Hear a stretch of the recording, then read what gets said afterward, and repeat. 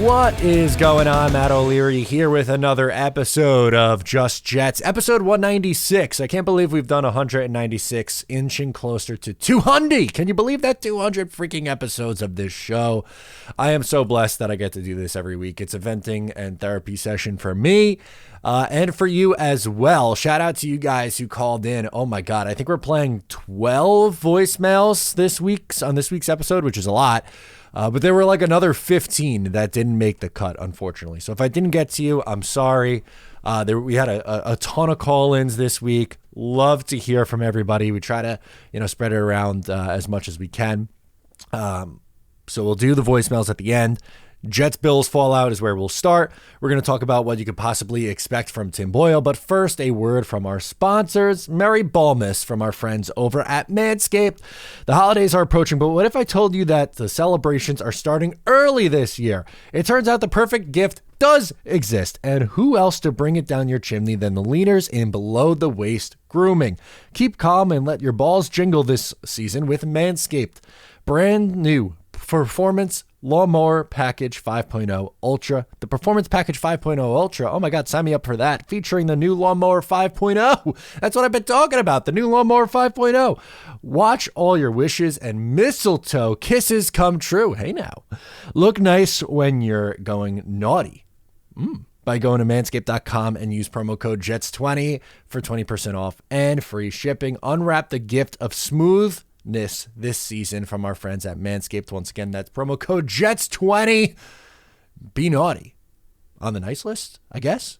Let's do it. Why not?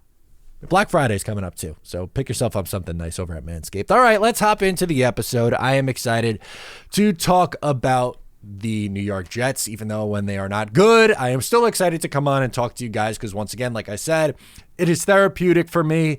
I appreciate that you guys love to call in and leave me your voicemails, and we talk about the Jets' problems together and try to work it out ourselves. Unfortunately, the Jets laid an absolute egg up in Buffalo. That's where we start the fallout from Jets-Bills because it was an ugly one, man. It was over pretty much right when it started, when Xavier Gibson fumbled the opening kickoff, gifting the Bills great field position. And then what does the Jets defense do? They actually make the Bills lose yardage and attempt a longer field goal. The Bills hit it. And that was just about it from there. Defense held strong for a while and then fell apart as the final score would be 32-6. I've said on many a show, and I will repeat here, it is not worth my time nor your time to be complaining or have any thoughts in a negative light about this New York Jets defense when you have so many other problems. The analogy that I've used before is that you have this car, it's in your mind, this vehicle, it's beautiful to you, and your car does not have an engine in this scenario, but you have a little scratch on the fender, and you're complaining about this small scratch on the fender when you don't have an engine to go anywhere. That's what it's like when you complain about this Jets defense, when in reality, it's the offense that is holding this team back by a long shot, and they finally pulled the plug on Zach Wilson. He wasn't very good, 17 completions. Tim Boyle replaces him in the third quarter. He had 7 completions. And Tim Boyle also had 7 completions on 14 attempts. So Zach was 7 of 15. Boyle was 7 of 14. Tim Boyle had an interception and 33 yards. Did not look great. But the Jets had to do something because things got off the rails. And it was just one of those games where the defense quit, man. The defense had enough. It looked obvious. They were trying to be aggressive and do too much. The perfect example is the big touchdown play where Sauce Gardner tries to jump a route. He's in cover 3, or the Jets defense are in cover 3, and Sauce Gardner's role really was to play further back. Instead, he cheats in, trying to make a play, trying to jump the route. He misses. Jordan Whitehead was late over the top. Not a good tackler anyway, can't come up with the tackle, and he's off to the races. And that's how a blown play and blown coverage happens when a defense is pressing and trying to create a turnover. They got aggressive, and it bit them in the butt. It happens. Again, it wasn't a perfect defense day, but I feel like, again, I'm wasting breath here talking about that unit. The offense is just so bad, and so many reasons. The quarterback play, the offensive line, the coordinator, they're all at fault for this one. And after the game, they decide to pull the plug and go to Tim Boyle, which I don't blame them for. I would personally rather go to Trevor Siemian. They're going to Tim Boyle because he knows the offense. That's literally it. That's the only reason why he was here in the first place, was to help install the offense. And I was like, all right, for your practice squad, third quarterback, fourth quarterback, sure, a warm body in the preseason and training camp, all right. And then he ends up being the backup quarterback for the rest of the year, 2 plays into the season, which is just absolutely nuts. But conversation for another day. So that's really, where we're at right now. Going into this game against the Miami Dolphins, the Jets will have a new quarterback. And for the third year in a row, they will have 3+ quarterbacks start. That's crazy. That's absolutely insane. The Jets are going to have 3 different quarterbacks start this year. You cannot make it up. You just really can't. And going back really for forever, but specifically, if you just want to look during this Jets playoff drought, the number of quarterbacks that this team has gone through, man, is absolutely absurd. From Mark Sanchez to Greg McElroy to Geno Smith to Michael Vick to Ryan Fitzpatrick and Geno Smith again and Bryce Petty and Christian Hackenberg never played, but he was a second round pick that was a part of it, in this mess in the mix here. We did McCown, we did Petty, Darnold, Luke Falk, Trevor Siemian, Joe Flacco, Mike White, Zach Wilson, Jermaine Johnson didn't technically start, but he has to come in and play. Tim Boyle, the list goes on. And it's just an absolute joke that this is where the Jets are. And they did this to themselves, which is really the theme that I've been hitting on for most of the week. The Jets did this to themselves because they don't have a better option on the table. They should have a better option than Tim Boyle. That's why myself, again, I'm not taking credit for this idea because it was not a unique thought. Many people had this thought, but it was talked about here in March and April, and throughout the offseason. It was talked about in week 1 after Aaron Rodgers goes down. It was talked about after week 3 when Zach Wilson showed, his first signs of really imploding against the New England Patriots. It was talked about at the trade deadline, and they never brought in anybody else. So this is where the Jets have to go, and it's not a pretty option. It's not. And Trevor Siemian probably isn't much better of an option, but I do think it is a better option. The thing that I really don't want to see this week, and I could already see it, right? If Tim Boyle comes in and stinks up the joint, which is entirely possible, by the way. It is entirely possible, just because for weeks I was talking about the idea of benching Zach Wilson. It was like, they don't have anybody else. I'm like, I understand their other options aren't good, but you also have to try something, and that's also part of the reason why we were banging the table for months. But nobody who was, you have to try something different, was then Team Tim Boyle. It's not like, oh my God, yes, Tim Boyle is going to come in and be the savior. That's not what anybody has said. For going back to the offseason, it was you have to have someone else because of the fear of a Zach implosion, which is what happened. You got a Zach implosion in Buffalo. It was bad. It was really bad. And now they have to go to Tim Boyle. And I don't love the idea of having to go to Tim Boyle. I don't, but you had to do something. And here's his numbers, which are absolutely gross and disgusting. And we're going to talk about what I guess you could expect from him. Tim Boyle's college stats are something that truly could be its own study. There should be I don't know if ESPN still does 30 for 30s. I don't watch ESPN anymore because it's not, 2007. But ESPN for a long time did these great documentaries, these 30 for 30s. And there should be one on how Tim Boyle became an NFL quarterback, because his numbers at Connecticut were not good. From 2013 to 2015, he started or played in 19 games for the Connecticut Huskies. Over that time, he had a career 48.8 completion percentage, one passing touchdown. One. That is not a typo. That is not me misspeaking.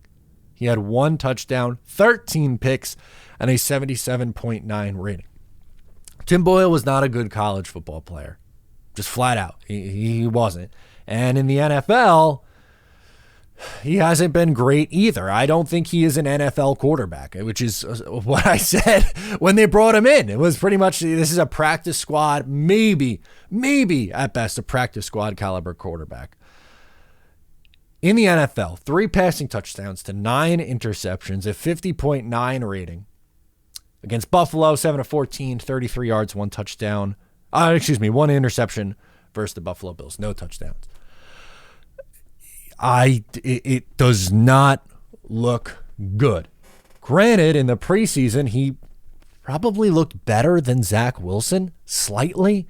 They both went against, teams opposing defenses that weren't, their starters. But in the preseason, Tim Boyle, had 4 passing touchdowns, 2 picks, 66.1 completion percentage, 258 yards on 56 attempts. So from what we've at least seen from the two guys, Tim Boyle is not nearly as mobile as Zach Wilson.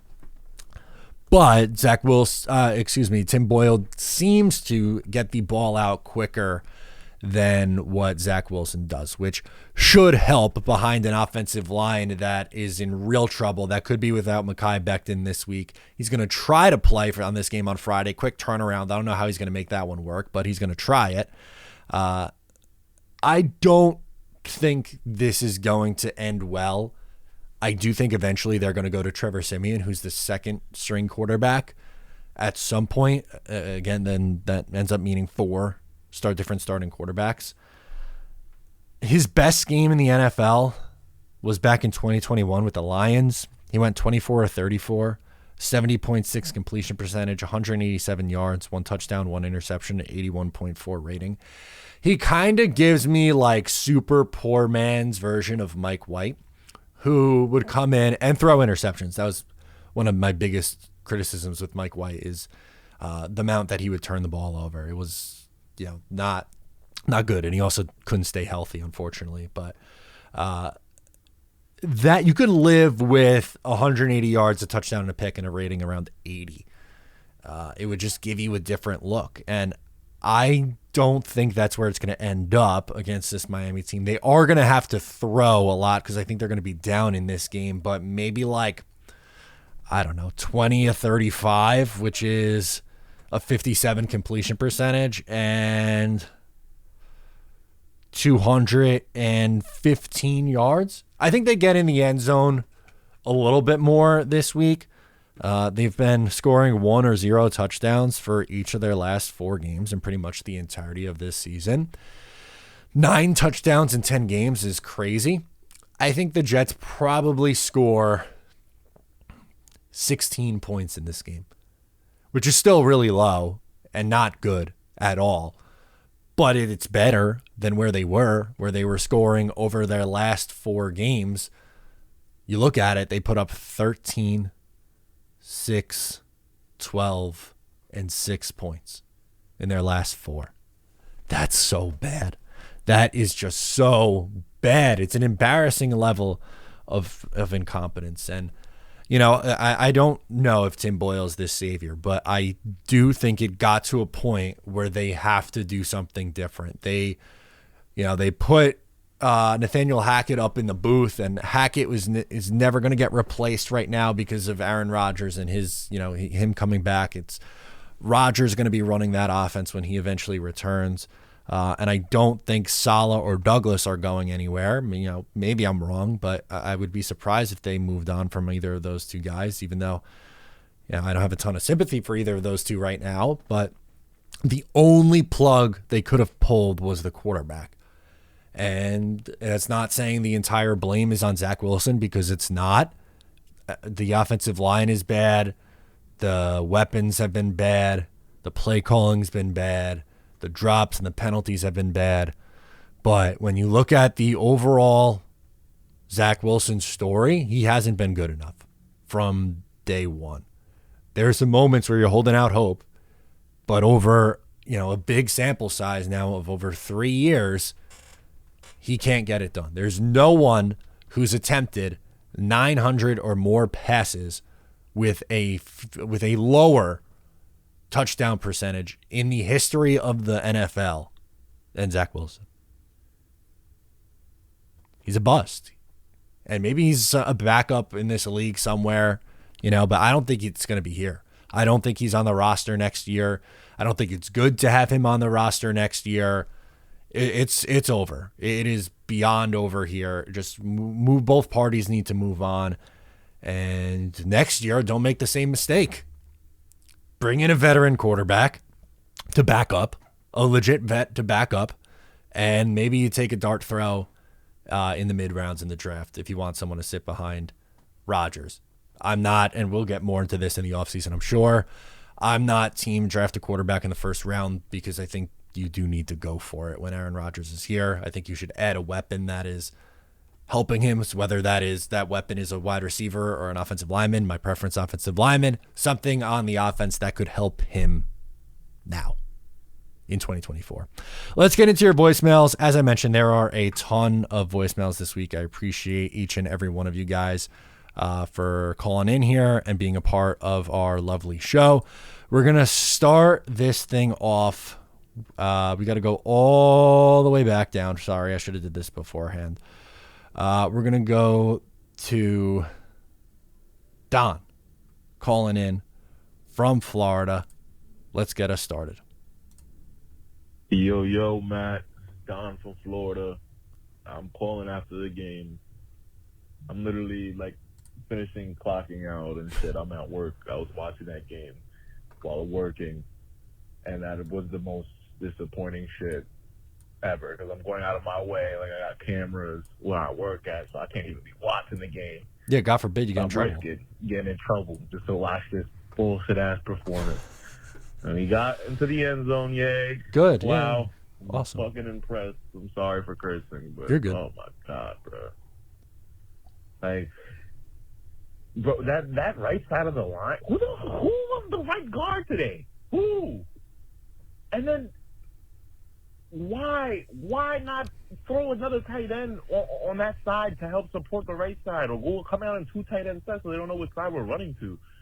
Give them some support on the line. That was disgusting. They kept I'm sorry for cursing again, but they kept going 5 line on 5 line. You knew that somebody was going to be one-on-one, and they just kept taking advantage of the right side, and we did nothing to help. Dalvin Cook is missing blocks. That was bad. I don't know why he's signed on the team. That was the biggest waste of money. It's just, I'm sorry, I'm on a rant right now. No, you're fine. It's frustrating, bro. It's frustrating. I don't know what else to say. I don't like calling and being a negative person, given that you get enough of those. But it's just come on, jet up, man. Yeah, dude, thank you for calling in, dude. I appreciate it. Totally fair. There's no reason for you to risk getting in trouble for watching this team at work. I feel for you. I really do. It's frustrating. There is no other word other than frustrating for watching this team. I think that's the most appropriate way to say it. They just were so bad, and it felt like they didn't get off the bus, and it felt like they quit. Actually, didn't get off the bus isn't fair, because the defense, I thought, did its job early in that game. They quit, and that's why they made a quarterback change, because the last time they did this, last year up in New England, it was a similar thing. It looked like that team was quitting, and it looked like that team was falling apart. Dante in South Carolina is up next. He says it's done. Hey, Matt. Dante from South Carolina. What's up, dude? Calling pretty much immediately after the game was over. I'm not going to lie. I turned it off. So I can't speak for anything about Tim Boyle, and, I usually support Zach, but I'm done. Everybody should be done. We should be calling for Zach's head, Hackett's head, maybe Salah's head. I don't know, man. It's a mess. I don't think it's ever been this bad. I kind of miss Adam Gase, if we're thinking about it. But no, I have a legitimate question though. I know we can't fire Hackett because it's going to upset Rodgers.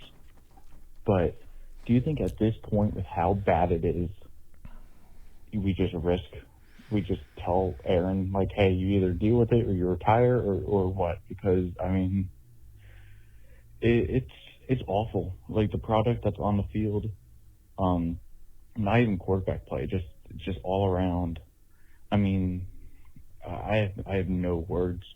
Also, I mean, who knows? Is Hackett even going to be a factor when Rodgers is back? Is Rodgers just going to call the plays and Pretty much. Hackett's kind of just like the right-hand man? Like, who knows, like, what's in store? But I think something's got to change. I would be surprised if there's not a firing before Black Friday.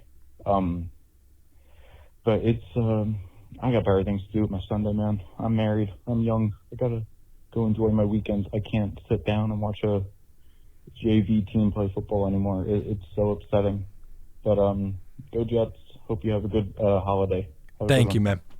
Thank you. Happy Thanksgiving to you. Happy Thanksgiving and holiday season to everybody who supports, watches, or listens. It really means a lot. I know I say it every week, and you might be like, "All right, man, enough." But truly, I love, and I'm thankful. There we go. That's appropriate. I'm thankful that I get to do this every day. I don't blame you for wanting to do something different with your Sundays. I really don't. This team doesn't deserve it. And the sad thing is, first payment for season ticket holders were due this week. And that first payment, everyone was got on me because I said they were doing full. I was wrong. And a few weeks ago or a month ago or whatever, when the email went around and there's a payment plan, even though they're still accepting the first payment is due months earlier than it normally is, which is a joke.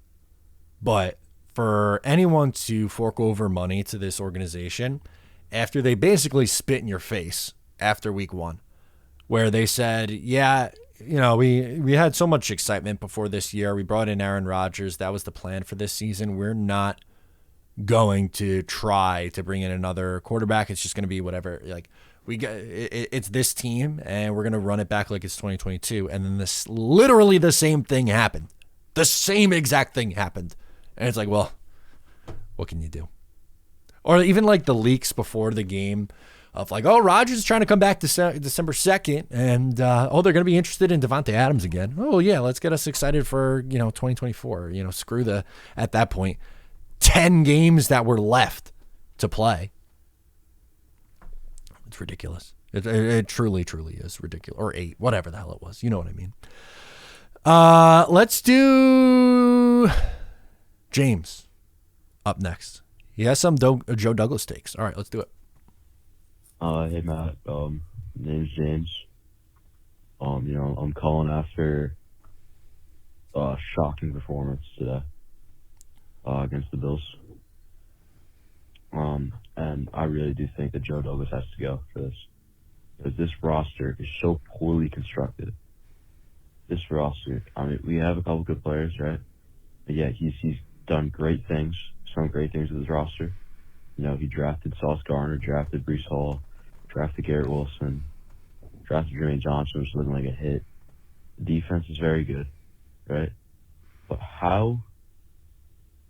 who was in charge of starting the offense? It was Joe Douglas or somebody else. Because they did an awful job. Alan Lazard is one of the worst cheers I ever watched in my life. Absolute stones for hands. And yeah, he's our wide receiver 2 going into the season. And instead of picking a receiver, you pick Will McDonald, who doesn't play.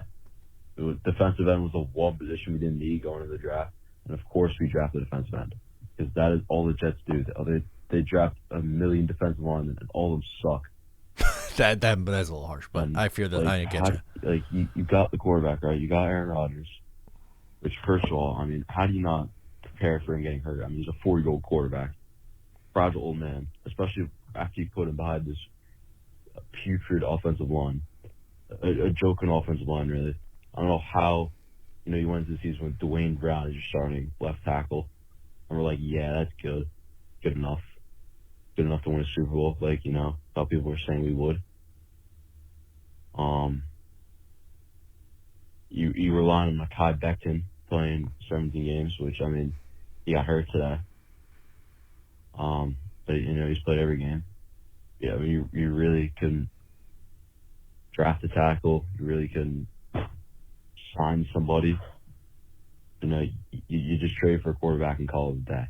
I mean, this roster, I'm really bent over backwards for this guy. Now we got Nathaniel Hackett calling plays for us, who might be the worst offensive play caller I've ever seen in my life. Watching Nathaniel Hackett call plays on offense makes me miss Adam Gase and Mike LaFleur. I thought those guys were pretty bad. That's the perfect play. That's the perfect place to leave it. You miss those two. They are worse on offense than what they were with Adam Gase. Think about that. In 2020, I thought while the Jets didn't have a win at this point in the season in 2020, I thought this is the worst that it's going to get. There's no way that an NFL offense can be this bad with Sam Darnold and Frank Gore running up the middle every play and all that. Rookie Denzel Mims, he had a couple good games. It did. Just 3 years later, it got worse. With Nathaniel Hackett, a number 2 overall pick, and Zach Wilson, better weapons, better offensive line, a better running back rather. Offensive line wasn't good in 2020 either, but it's just an absolute disgrace, is what it is. The fact that you could say with a straight face that the Jets' offense was better with Adam Gase and Mike LaFleur is insane. Let's go. Dom from Long Island up next. He wants to know, now what? All right, what do we do? Hi, this is Dom from Long Island. What's up, man? I don't know what to do at this point. Like, what do we do now? Because it's kind of just sucks. I wanted this, I wish this team kind of, all I wanted in the beginning was playoffs. Like, I wouldn't have minded, I wouldn't have minded if we got the playoffs and then it was a blowout. Like, just want the playoffs, break the streak, stop embarrassing ourselves, It kind of just sucks. I'm also kind of happy, and this is just a kind of a different thing, that people are starting to complain about Joe Douglas. I heard something last week on the on the video, and now all over social medias, like Twitter and all that. Twitter's toxic, but I'm just kind of noticing now people are starting to realize that we kind of didn't do anything, and we he got Aaron Rodgers and then kind of sat still and didn't do anything. Thought that was good enough, and that sucks. I wish this team wanted to win, and I think that goes from ownership all the way to the bottom, not just Joe Douglas and all that. Yeah, so I don't know what to do now. No.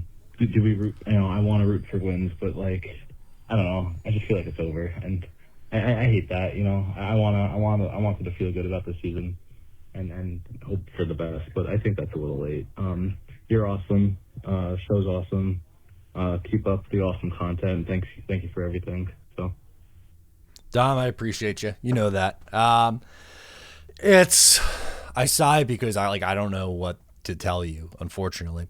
I think you can make a case for both sides on whether it's better for the Jets to win or lose. I'm going to make the case for it's better for them to win because I don't believe that Nathaniel Hackett, Joe Douglas, or Robert Saleh are going anywhere. I'm not necessarily sitting here and preaching like that's the right thing. It's the right thing to bring all 3 of those guys back. It's not what I'm saying. I'm not saying they don't deserve to come back or whatever. I'm just saying I think in general it's assumed that those 3 are going to be back. Most of this team is going to be back. Continuing to lose and go off the rails, because they went off the rails last year. They lost 6 straight games. If they could kind of just a little bit get back and not go 4-13 or 6 and whatever. But if they find their way and they win, how many games are left now?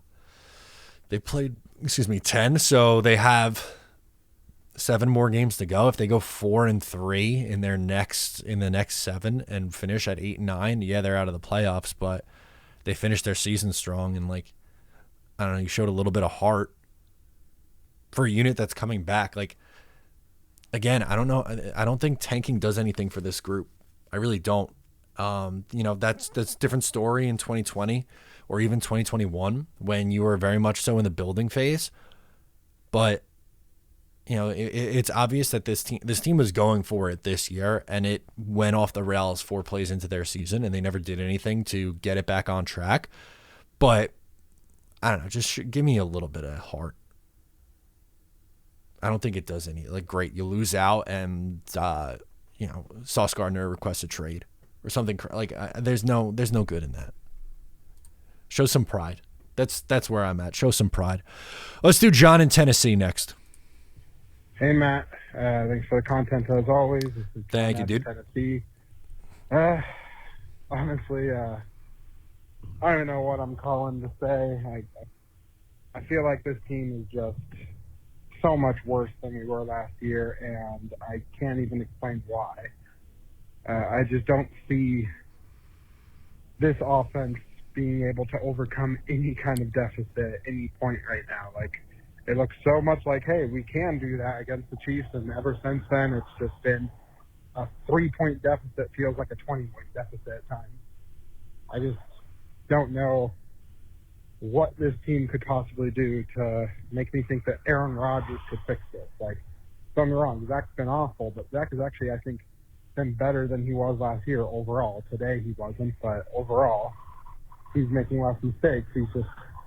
The offense is stagnant. There's absolutely no explosive ability that the other teams have to watch out for. Brees can every once in a while break one. Garrett can get open usually, but outside the offensive line can't block anybody. None of the other wide receivers are trustable to do anything, including just catch the damn ball. I've never seen this offense look this bad in all my time watching the Jets with a quarterback that wasn't a fourth stringer. Zach probably is a fourth stringer, but that's not what he is on our team. So I just don't know what to look forward to with this team. I honestly had to stop watching that game. I don't blame you, dude. Because I really don't. Couldn't see any hope for that offense once we got down like we did by halftime. And I stuck it through to the next touchdown after the Bills, but at that point it was just too much. So I don't know what to honestly hope for going forward. I liked Joe Douglas. I like Robert Saleh, but this just can't be the status quo. We can't just allow this to continue either. So curious what you think the Jets need to do moving forward, and hope we can look forward to something. All right, as always, go Jets. Yeah, man. Thank you for checking in with us. It's tough to hear everyone's so down, and I don't know if there's a perfect solution. I really don't.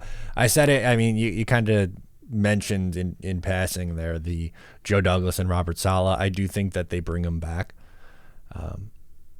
I feel like a broken record. I've said it before. I don't have any sympathy for them. If either of them lose their job, you can point to things that they did wrong and be like, well, someone's going to be a fall guy for this. And if they all come back, you're all right. You have a playoff mandate with Aaron Rodgers. And maybe it's not just make the playoffs. It might be make the playoffs and go to AFC Championship game at the absolute minimum. We'll see when we get there, when we cross that bridge. But luckily, Derek from Montana has a solution. So hopefully, John, this helps. Yeah, this is Derek from Montana. I can solve the Jets' problems right now. Just let the defense play offense. Make them play both ways. I guarantee we'll win some games. And go Jets! Woo! Derek, I needed that. We needed that as a fan base. Thank you for the comedic relief, Derek. That's great stuff. Liam from Staten Island, what do you got? Hey, Matt. Liam from Staten Island. What a frustrating loss. This team is it's broken. It's not just, I don't want to say just the offense is broken. I think the defense is pretty solid. Special teams has not been great, but the defense is good. The offense is broken. Coaching, most importantly, is broken. This was by far the worst coached game I have watched all year. When Saleh loses control of his team, where fights are breaking out, you're taking stupid penalties week after week after week, that is on your head coach. Then you got the issue of the offensive coaching. And these play calls are awful. They're just absolutely terrible. I don't want to blame the quarterback as bad as Zach and even Tim Boyle were. I don't want to blame the offensive line. They're bad. We know they're bad. But improvise, adapt, overcome. We don't do any of those things. We just keep trying to do the same thing over and over and over again. And it seems like Hackett still hasn't realized that Aaron Rodgers is not his quarterback. He hasn't made any changes, no adaptations, nothing. Nope. The fact that he has Breece Hall is the only reason why we have won at all this year. The only reason the offense has done pretty much anything. Garrett Wilson, as great as he is, he doesn't have the ball in his hands practically ever because no one can get it to him. Thank God Zach knows how to at least hand the ball off. But just an awful game on offense. I agree with you. I don't care if Hackett or Saleh get canned even before the end of the year. Something needs to change. Something's got to be different. I know this wasn't the expectation for the season. You're expecting to have Aaron in. Yep. But he's not here. He won't be here for this year. There's no way he's coming back if you lose 1 or 2 more games. No shot he comes back. So unless miracles happen, you got to just figure out what to do with Zach and change the game plan. Work with who you got. But they haven't done it through, 10 weeks or so. They're not changing, and they're going to get fired for it. So I'd like to know what you think should be done differently going forward. You know, you've got Zach, you've got this line, you got Simeon. You know, what would you do differently? What would you change? What would you fix so that maybe this game against Miami isn't a 50-point blowout like that game in Denver? Thanks, Matt. And as always, JETS, Jets. Yeah, I appreciate that, man. So some things that we know they end up going to Tim Boyle, but here's what I would do because I know that they're not going to change the play caller. I would start Trevor Siemian. I would run more of the pony package. If you don't know what the pony package is, it's when they have the 2 running backs on the field. And I would use Izzy Abanikanda as the second back. Because at least he's explosive, and Dalvin Cook, while he ran better against the Raiders, just what a waste of a signing. Just is. I would use 2 tight end sets with Ruckert and Conklin. I would use more Brownlee over Allen Lazard until he proves, he's a capable receiver again. And I don't think Lazard is as bad as what he's playing, but he is just so busted right now. You can't possibly continue to go to him. And that's it. Like, see if it works. A lot of quick passes. I liked that they used Breece Hall more in the screen game and getting him going as a pass catcher. There's no reason he can't catch 5 passes a game. That was smart. So I'll give him credit there. And another thing that you mentioned that I wanted to hit on, because it was something that I thought was weird. But anyway, you mentioned fights breaking out. So I'm sure most of you saw the clip. Michael Clemens tries to fight with Deion Dawkins of the Bills going back into the tunnel. And that really frustrated me because this feels like a team that is going completely off the rails. And to me, it's embarrassing when you get your doors blown off on the field and then you try to, after the game, you're going to be the tough guy on the way to the locker room after you already lost. I don't know what that solves. Some people really agreed with me. I feel like it was split. A lot of people did agree with me, but then a lot of people had a lot of nasty things to say about me, about that take, by the way, which is just so bizarre. I don't understand why being critical and being like, this is like, one, this guy hasn't been good. The fan base has overrated him from day one, but specifically this year, he's been a frustrating player. And then pulls, in my opinion, an embarrassing stunt. Like, I don't know. I'm with you, Liam, on that one. I think it was a bad look for the team after they lost by 26 points. Then you're going to show some fight and show some life. What does that solve? Like, what is he supposed to just do? Is take it? I don't know. Not get your doors blown off on the field. Let's start there. Next up, we are going to go to Chris calling in from Sayville. Let's do it. What's up, Matt O'Leary? This is Chris from Sable. I'm not going to really talk about the game because there's really not much to talk about. But what I am going to talk about is the fan base. It doesn't matter if it's Zach's fault, the OC, the coach, whoever you want to blame. This team is terrible. This team is a joke. And it's really just an embarrassment. I can care less who plays quarterback. I just want to win. It's just, I don't know what's wrong with this team. Personally, I feel like I wish we could just forfeit the rest of the season and just say, fuck it, see you next year. It's just so frustrating being a Jets fan, and personally, I don't think anything's going to get any better for the rest of the season. So, that is all. Yeah, I mean, spot on, dude, but see ya, right? See you next year. That's the feel, that's the vibe after this team, quit. And it's like, hey, Rodgers is trying to come back December 2nd, start practicing. And it's like, hey, let's give our worst performance of the season in that spot. All right. Okay, if that's really what you want to do. Let's do Jay from Jersey up next. Or Jake from Jersey. Hey, what's up, Matt? Jake from Jersey. I actually called in earlier today. It's Monday still. I was just thinking, I saw Tim Boyle start Friday. Here's what it is. I'm just curious. I saw that Hackett, I saw something saying Hackett, loves Boyle.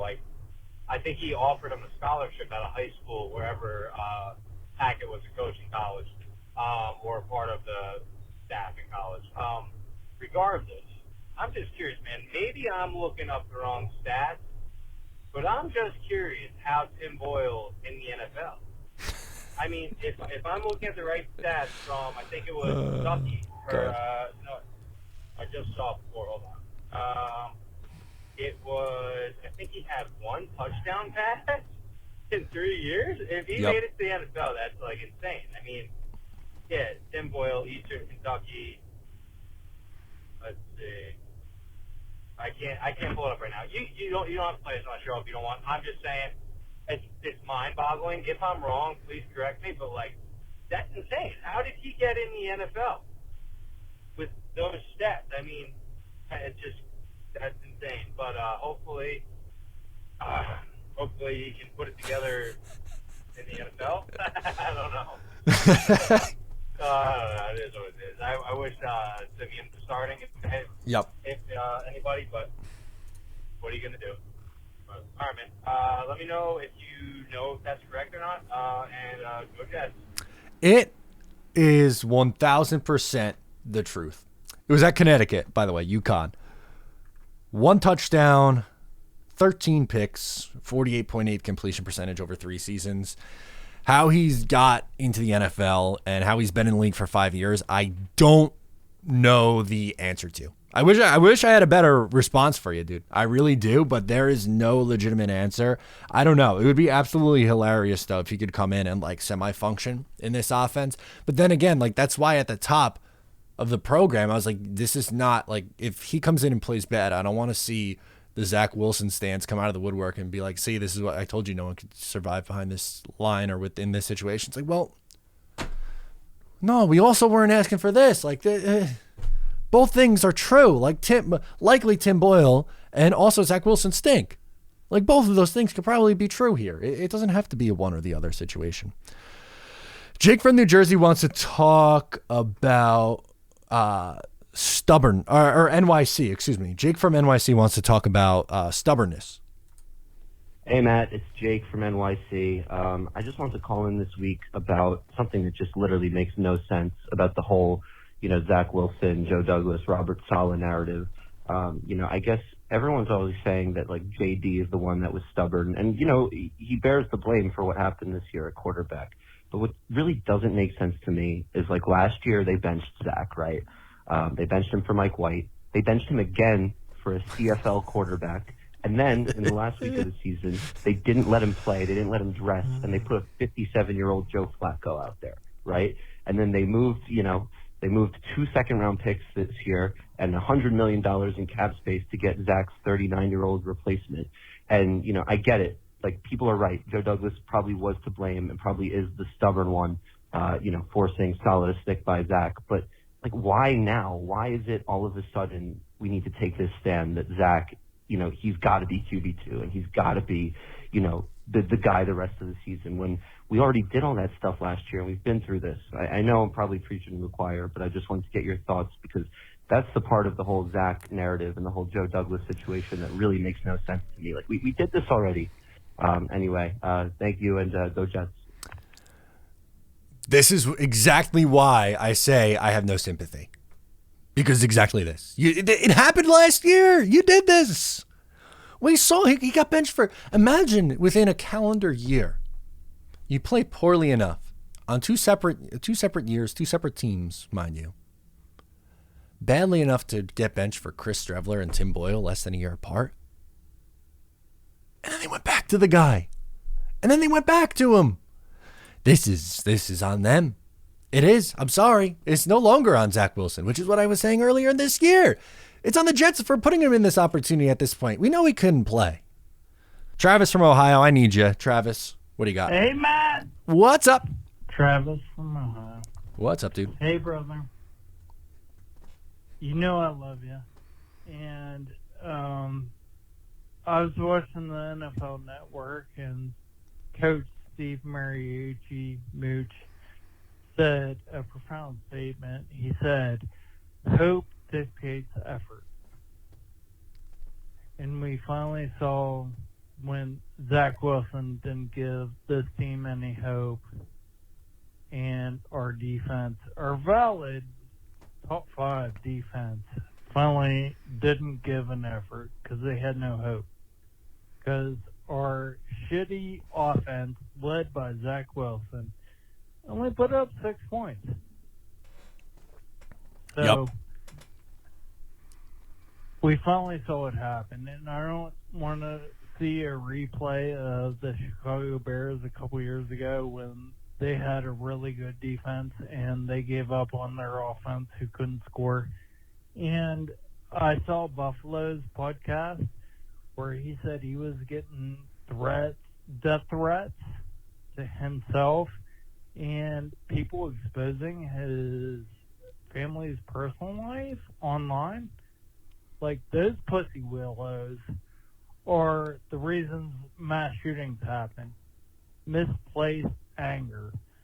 We are all angry at this just defense that they haven't successfully developed since Joe Willie Namath, that I said last week. You heard me. Yep. And I also said how this is the most talented roster I've ever seen at the beginning of the season. That was with a healthy Aaron Rodgers. Zach is super talented, but you got to have it between the ears too.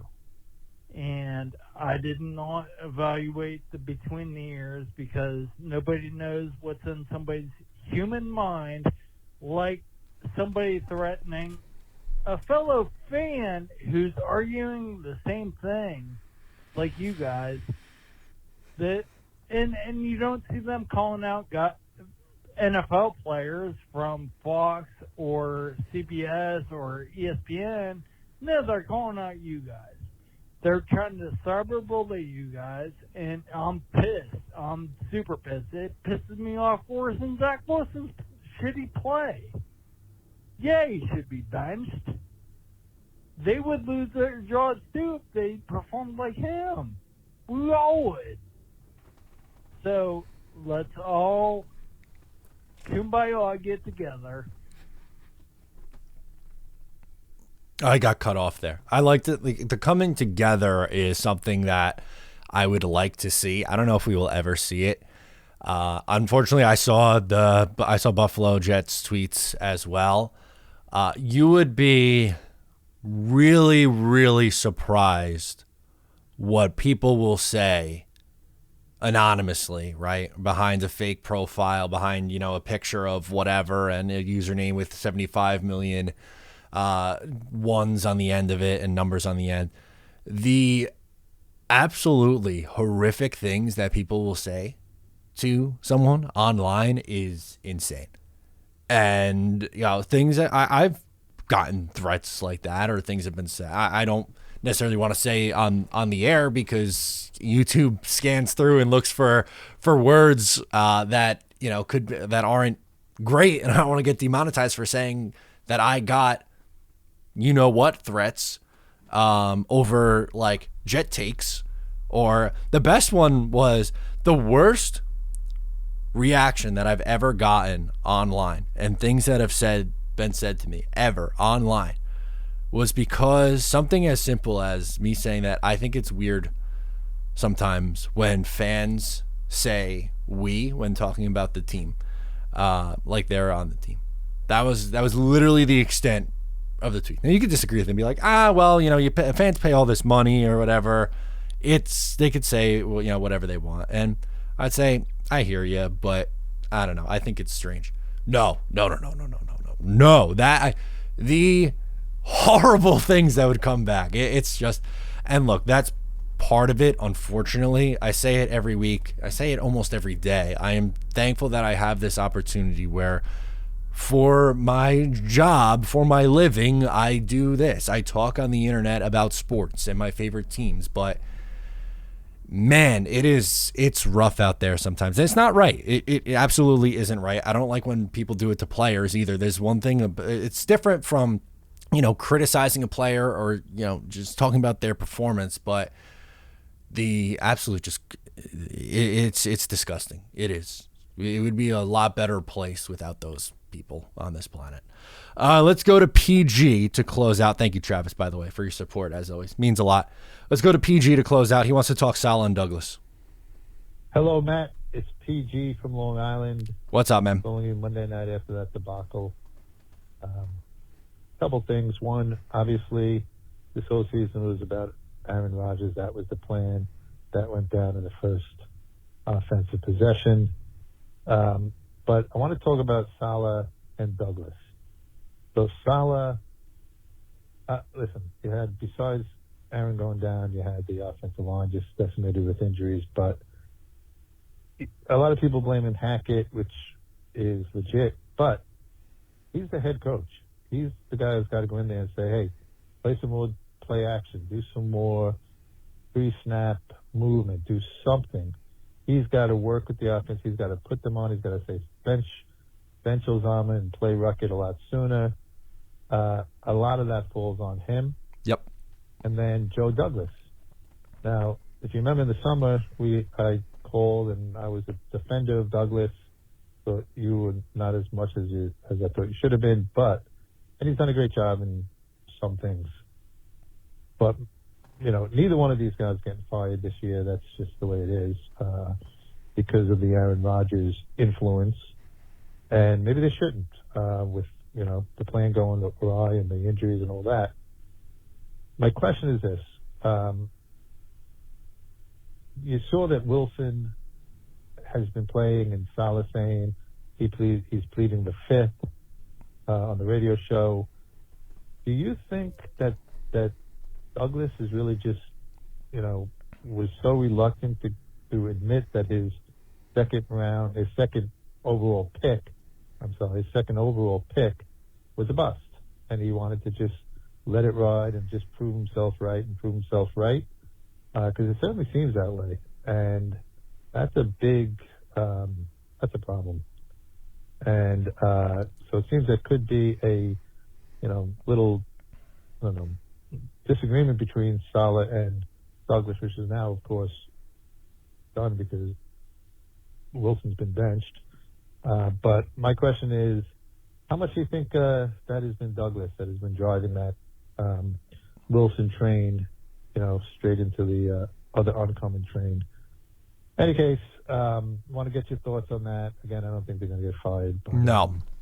This has been a horrible year, and it hasn't been made any better by the moves Joe Douglas made or the coaching that Robert Saleh has done. Anyway, get your thoughts on that. And even today, go Jets. So all he needs to do is win 6 out of 7. If Wilson could say, 24 seconds, no problem, then I'll say. Oh, he got cut at the end, but you know where he was going with that one. That's awesome, man. You are so right that both Robert Saleh and Joe Douglas are at fault for this. They are. It's completely fair to criticize both those guys. And I know most Jet fans, not all, but most Jet fans have a really hard time criticizing Joe Douglas because of the 2022 class. It was a great class, one of the best draft classes ever.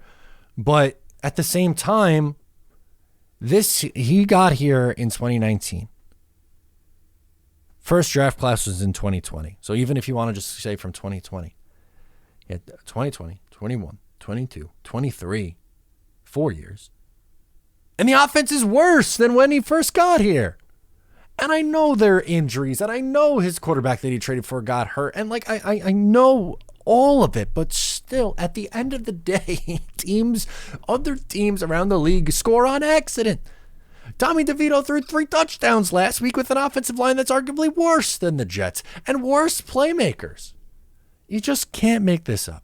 So if they lose their job, well, I'm not sitting up here today and saying that Robert Saleh and Joe Douglas need to be fired. It would be an albatross if they aren't. I think both guys are back. I agree. But if the Jets decided to go a different direction, would it be hard to blame them? I don't think so. I think you can make a case for it. Would I do it? Not necessarily. I think they all come back with Rodgers. But they both made mistakes and are both at fault for this. Guys, thank you so much for tuning in to episode 196. I am Matt O'Leary. Make sure to subscribe wherever you get the show, whether it's audio form or on YouTube. I'll talk to you next time.